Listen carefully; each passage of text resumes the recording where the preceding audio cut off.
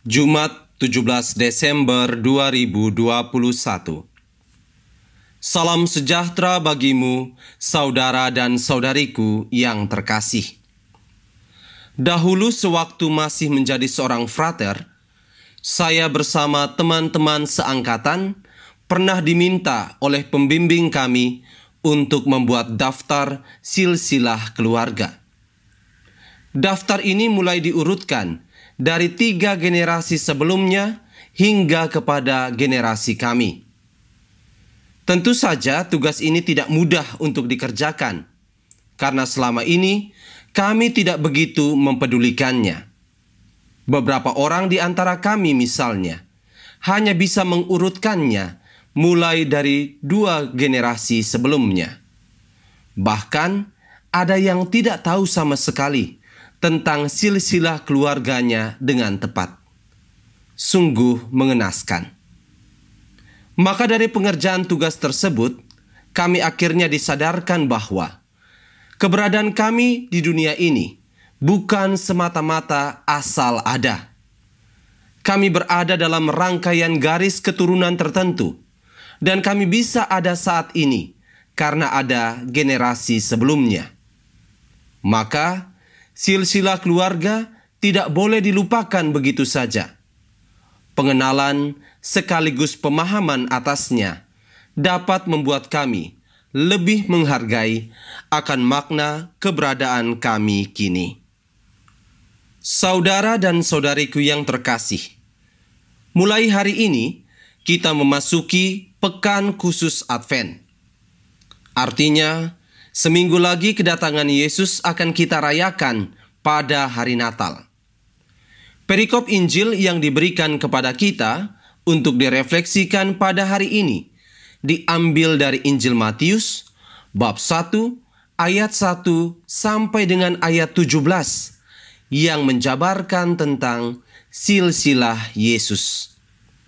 Tujuan utama penginjil Matius mengurutkan daftar keluarga Yesus mulai dari Abraham selaku bapa para bangsa hingga kepada Yusuf suami Maria adalah untuk memberi penegasan bahwa sejarah keselamatan itu memang sudah ada sejak awal dunia.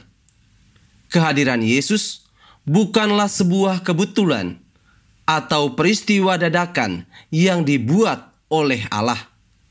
Tetapi Yesus memang sudah direncanakan untuk hadir ke tengah dunia dan masuk ke dalam sejarah kehidupan manusia, supaya keselamatan dari Allah itu sungguh diarahkan untuk kebaikan manusia.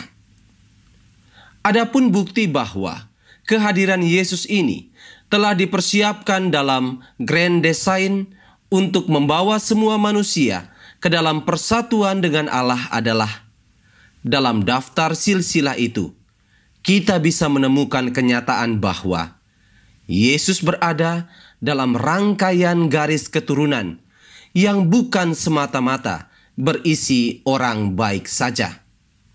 Tetapi ada juga pendosa yang namanya disebutkan di dalam garis keturunan Yesus tersebut. Lantas, apakah ini berarti bahwa Yesus itu keturunan pendosa? Tentu saja, kita membutuhkan refleksi yang amat matang untuk menjawab pertanyaan ini agar tidak menjadi sesat. Silsilah Yesus berisi pula orang-orang berdosa untuk menunjukkan bahwa Yesus hadir ke dunia bukan hanya untuk orang baik, tetapi Ia juga hadir untuk mengumpulkan orang-orang berdosa dan mengganjari hidup mereka dengan rahmat-Nya. Yesus hadir sebagai tanda keselamatan Allah, dan keselamatan ini tidak hanya ditujukan kepada segelintir orang, melainkan bagi semua orang. Kenyataan ini tentu bukan isapan jempol belaka, sebab Yesus sendiri pun pernah berujar, "Aku datang bukan untuk memanggil orang benar, tetapi orang berdosa supaya mereka bertobat." Atau dalam bahasa kiasan Matius bab 5 ayat 45, dikatakan, Bapamu yang di sorga menerbitkan matahari bagi orang yang jahat dan orang yang baik, dan menurunkan hujan bagi orang yang benar dan orang yang tidak benar. Silsilah Yesus sebenarnya berisi pesan bahwa Yesus sungguh mengasihi kita tanpa terkecuali. Saudara dan saudariku yang terkasih, kita tentu memiliki silsilah keluarga masing-masing dan tidak bisa disangkal bahwa dalam silsilah itu terdapat deretan kekurangan dari orang-orang yang ada di dalamnya, termasuk diri kita sendiri. Kita juga adalah orang berdosa.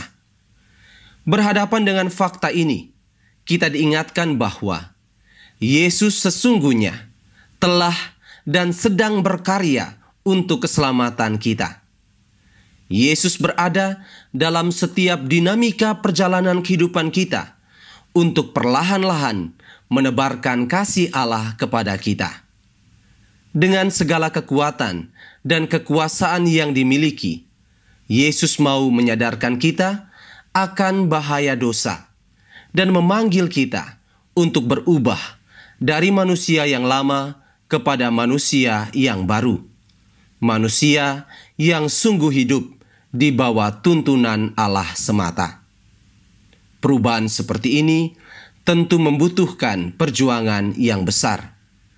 Namun yakinlah bahwa Tuhan tidak akan membiarkan kita berjuang sendirian. Maka dari itu, mari sadarilah kehadiran Allah dalam seluruh perjalanan hidup kita. Allah berinkarnasi demi keselamatan kita. Tuhan memberkati kita sekalian.